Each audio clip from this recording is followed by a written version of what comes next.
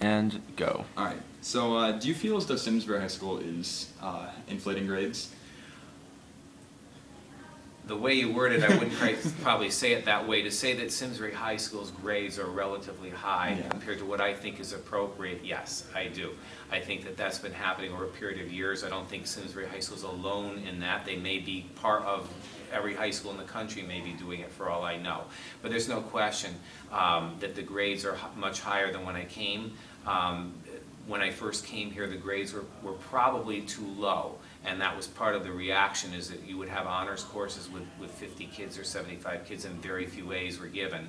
And so there was an argument that possibly the grades were too low. But I think we've gone the other way. That, again, may be part of a national trend. From what I hear, we have 60% of the kids on honor roll. It can't be an honor roll when there are more kids on it than off it. So clearly that's an issue. How long do you think this has been happening? Over a decade or two? I would say that this... I would know exactly if I could remember, because I actually even know the groups that were involved in from the community that had a lot of influence on the school and started to change our direction. I'd say about a decade. I wish I could remember the exact year, but as I said, I even know the people that were involved. So, and some of them very good people and well-intentioned. Parents of some of my students who I got along with very, very well and who like me and I like them, but with the best of intentions, exerted a lot of pressure, feeling that somehow the grades here were keeping kids from getting into top schools. And they were mistaken in that, but they just didn't understand. And so it's probably been about a decade, I'd say. Do you think it's a problem that it's happening? Is it? I think when there's grade inflation, and I went through it in college as well, because at a lot of schools there's the same thing. I think it actually hurts kids more than it helps them. That's my feeling. At my college, the difference between having a B- average and a B+ average would move you from the bottom 25% of the class to the top 25% of the class. There's no distinction, and that becomes a problem. Because then, if you're in a major where the courses grade more easily than another major, and we know that the math science majors tend to be a little bit more difficult to get good grades in, the two lowest grades in my school for majors were in those subjects, you're automatically almost driven out of the major if you want to keep your GPA up. So that's a problem in terms of my college experience. In terms of high school experiences, my thought is this, that when I first came to Simsbury, before I ever taught here, so I had nothing to do with this. It was the class that was leaving as I was coming in. They were subject to those very, very stringent grade requirements. Their grades were not very high. And yet, I remember looking at the seniors' placement, and we had one kid going to every single Ivy League school and 3 to Yale. Wow. So there's 10 kids going. That doesn't mean accepted. There may have been more that were accepted, or they may have been accepted multiple Ivies with one kid going.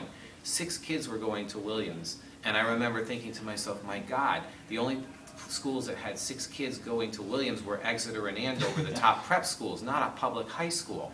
And 3 to Amherst, it went down and on and on. That class had 15 merit finalists and 40 commendation winners in that class.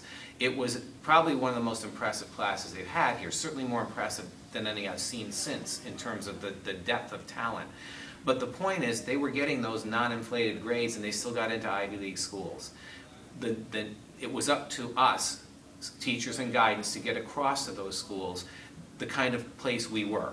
And it obviously was happening. They understood what we were about, because if you got into Yale with A-, B+, it must have been that Yale understood that Simsbury had trained their kids well. And so I think now, when you get in this competition where so many schools are giving out A's to that degree, I actually think it makes it, going back to my first point, harder to compete. Because how do you distinguish yourself from the A's at the other schools when there are so many of them? And then more falls to other things like your teacher recommendations and things like that, or your extracurriculars. And so I think actually it can work against you rather than for you. Okay. Is there anything else that you'd like to say or that we haven't asked you so far? I think because I went off on so much on those things, I kind of summarized the ideas that are in my mind. And I do think that the one other thing is that, and I found with my students that they've taken things well. I've never had issues with my kids, but I do think that there's a tendency, human nature being what it is, that if you get something for very little work, there's a tendency to start to get lazier. And I had that experience myself in high school, so I know it was true of me. I think it's human nature. As I understand it, Mount Holyoke, one of the best schools in the country, went to a pass-fail system in the 70s when I was in college, and they noticed right away that here were some of the brightest, most dedicated women in the country that started to let up, because it's just natural. It may not even be that you're lazy, it might be that you prioritize and put more time into your music or your sports or your extracurricular activities and clubs. And so I think that when grades come too easy, there's a tendency for kids not to be pushed and to push themselves to achieve at the level they should. I may be wrong about this, but I know that that was a philosophy when I was in college that I was educated under, and when my back was to the wall and I said, oh my God, my grades aren't good, it made me buckle down and work that much harder. And I think that I don't think that I'm that unusual and different from other people in that way. And I think that when kids get good grades without working as hard, they may not actually learn as much, and certainly might think when they don't get the grade that it's somebody else's fault as well. So that's something that concerns me. Again, I haven't found that issue with my kids. I feel like in my class, when I explain to them, you know, where I'm coming from, they're usually pretty good and don't sit there blaming anyone else. They say, yeah, I had a big event and I couldn't prepare properly, and I'll do better on the next test or whatever. So, you know, Simsbury kids, at least the ones I teach, are pretty good about working, you know, with them, and that's one reason why I'm happy to teach here. All right, thanks. Sure. Thank you.